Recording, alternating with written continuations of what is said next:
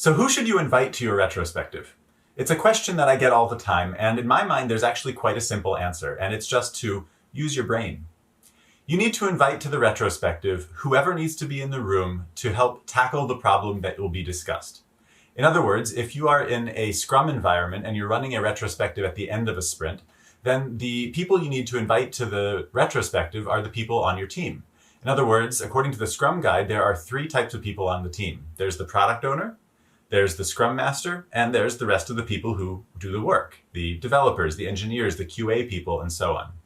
And that set of people are, in 80% of the cases, the right people to invite to a Scrum Sprint retrospective.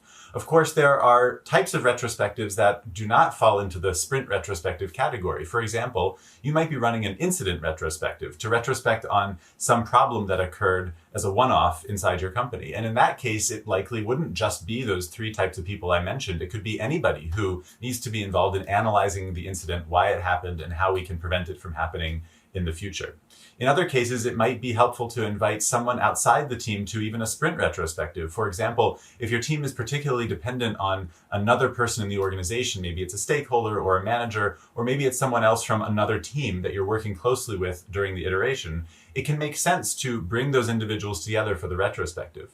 The key thing here is that it should be opt-in, bottom-up. In other words, someone who doesn't sit on the team should not have the right to come to the team and say, I want to be in the retrospective, and then sit down at the table.